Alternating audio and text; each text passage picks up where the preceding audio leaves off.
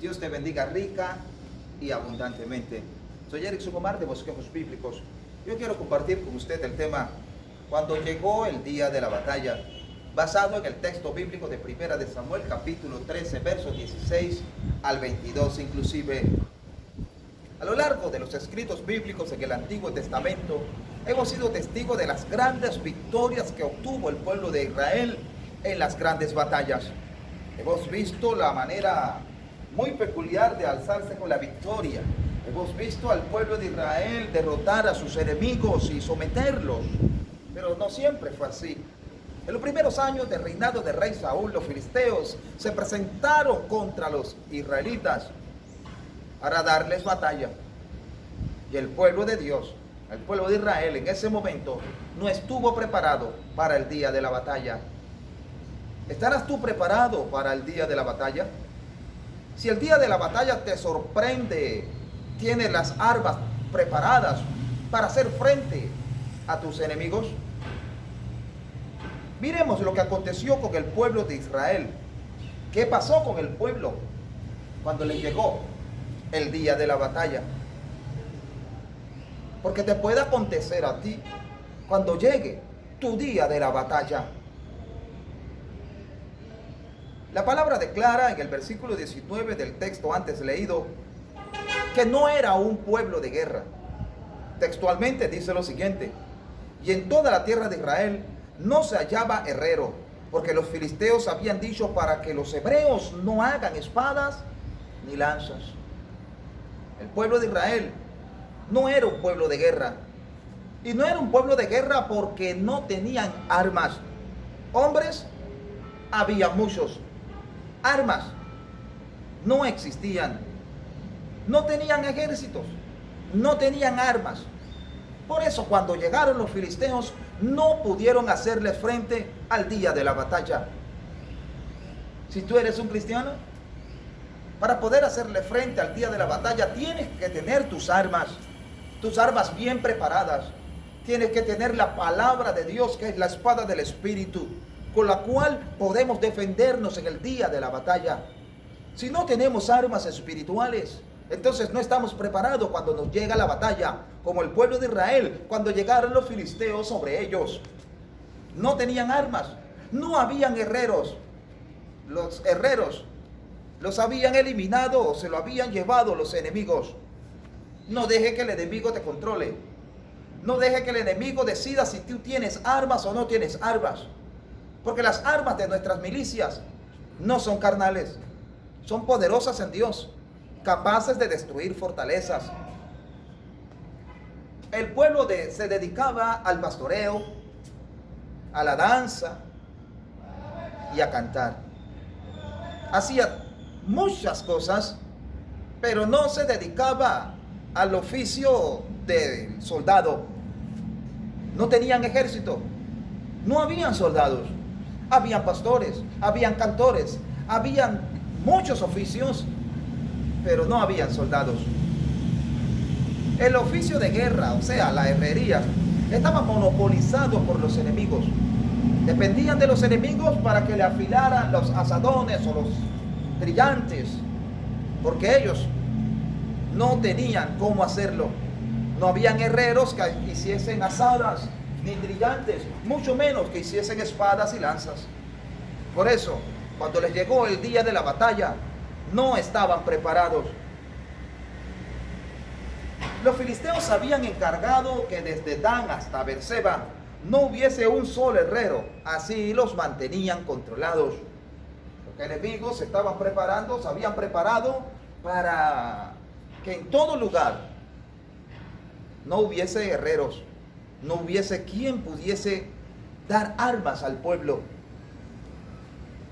De igual manera, encontramos en nuestras congregaciones mucho liderazgo, pero son pocos los que le ponen las armas al pueblo. Son pocos los que convocan al pueblo a una ayuda, a una oración.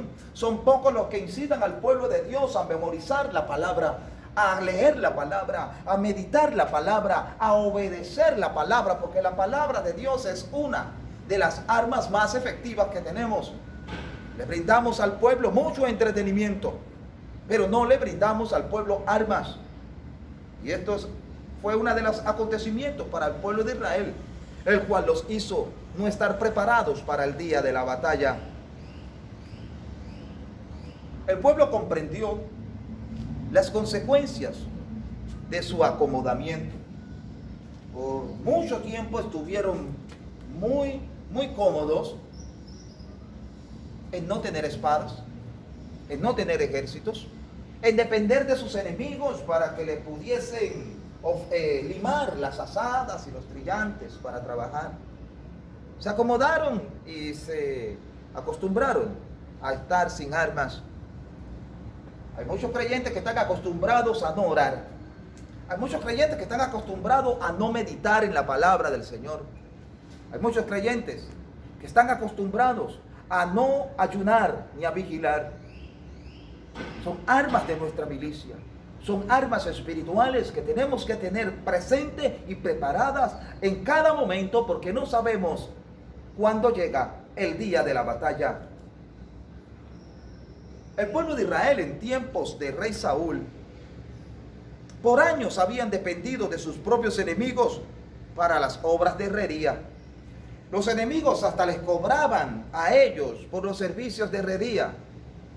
Dice que tenían que pagar, el pueblo de Dios, que tenía que pagar para que le limaran los azadones y los trillantes y las herramientas para trabajar.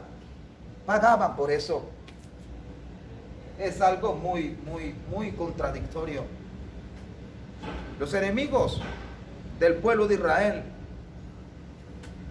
tenían todo monopolizado. No tenían problemas ni preocupaciones de que en un momento algún israelita les pudiera hacer frente. Estaban confiados. Quizás herreros en el pueblo habían.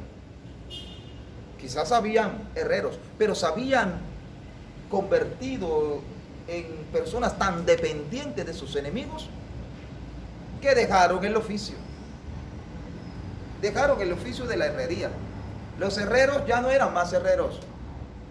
Hay muchos líderes que dejan el liderazgo. Hay muchos líderes sentados en las bancas que no hacen lo que tienen que hacer. Como el pueblo de Israel, los herreros del pueblo de Israel dejaron el oficio de herrería porque todos los enemigos se lo estaban brindando. La iglesia no puede seguir dependiendo de sus enemigos. No puede seguir dependiendo de gobiernos corruptos, de sistemas educativos sin principios espirituales, de la ciencia atea, entre muchos otros enemigos. No podemos depender de que el gobierno ponga fin a la corrupción, ponga fin a los delincuentes, ponga fin a las drogas y a los delitos. Nosotros tenemos que orar con nuestras armas espirituales, porque los gobiernos no van a resolvernos los conflictos espirituales que nosotros tenemos. La palabra declara que si Jehová no guarda la ciudad, en vano vela la guardia. No podemos estar dependiendo de sistemas educativos corruptos que quieren implementar la libertad sexual de la niñez, que quieren establecer en los colegios la igualdad de género. No podemos depender de ellos para que eduquen a nuestros hijos. Y muchos nosotros como creyentes estamos dependiendo de que los sistemas educativos eduquen a nuestros hijos, cuando la Biblia misma nos dice a nosotros que instruyamos a nuestros hijos en su camino, para que cuando serán viejos no se aparten de él. Pero esta responsabilidad se la estamos dejando a maestros, y muchas veces maestros y educadores muy buenos profesionales, pero mundanos e hijos del diablo, que no tienen nada espiritual que enseñarle a nuestros hijos, porque la tarea de enseñarle a nuestros hijos lo espiritual es tuya y mía. Instruye al niño en su camino, dice la palabra del Señor. Un ateo, un católico, un satánico, un testigo, un mormón, no pueden darnos a nosotros nada. Y estamos permitiendo de que ellos nos controlen, de que ellos controlen lo que nosotros tenemos que hacer, de que ellos controlen nuestro oficio de guerra. Porque si bien es cierto, en nuestros barrios Vemos a testigos de Jehová y mormones tocando la puerta, llevando el falso mensaje. Y te hago una pregunta. En tu iglesia, ¿cuándo fue la última vez que salieron de puerta en puerta llevando el mensaje del evangelio? Entonces, si no lo estás haciendo, estamos permitiendo que los enemigos, las sectas y los falsos hagan tu trabajo y el mío. Dependían tristemente de dos espadas. El pueblo dependía de dos espadas. Solo dos entre todos los hombres de guerra tenían espada. ¿No les parece eso algo muy peculiar en nuestras iglesias? Solo uno o dos hacen todo el trabajo, los otros se cruzan de manos. Dos evangelizan, uno predica, uno preside, uno es el que canta y los otros solo se sientan, reciben y no dan nada. Si de gracia recibisteis, date gracias. El relato bíblico dice que habían 600 hombres y solo dos tenían espadas. 598 no las tenían. ¿Cuántos líderes hay en tu iglesia? ¿Cuántas personas trabajando para el Señor hay en tu iglesia? ¿Y cuántos son en tu iglesia?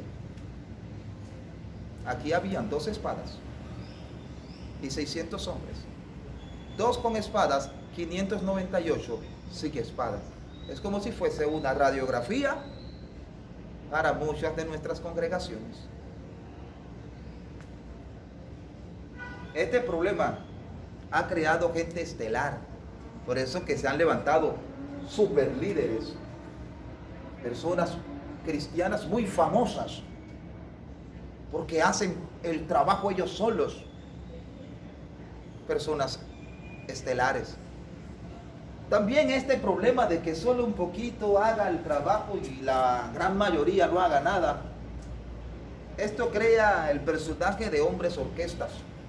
El pastor, que es pastor, es músico, es maestro, es el barrendero de la iglesia, es el presidente de caballeros y es todo. Porque no nos queremos involucrar. Y al igual que el pueblo de Israel, cuando les llegó el día de la batalla, solo habían dos con armas, Saúl y su hijo Jonatán. El día de la batalla, para ti y para mí, ha llegado. Hoy estamos en batalla. Hoy es el día de la batalla, pero también es el día de salvación. Y solamente nos vamos a levantar con la victoria si estamos preparados con nuestras armas dispuestas. Con nuestras armas dispuestas en el día de la batalla. No dejes que el día de la batalla te sorprenda. Hoy puede ser el día donde se levante el enemigo contra tu familia. Hoy puede ser el día que se levante el enemigo contra tus finanzas. Hoy puede ser el día que se levante el enemigo contra tu salud. ¿Y te vencerá? ¿O estarás con tus armas espirituales preparado para hacerle frente? El Señor está dispuesto a llevarnos de victoria en victoria, de triunfo en triunfo. Pero depende de ti si estás preparado para el día de la batalla. Soy Erickson Omar de Bosquejos Bíblicos, esperando que esta palabra sea de edificación para tu vida. Bendiciones.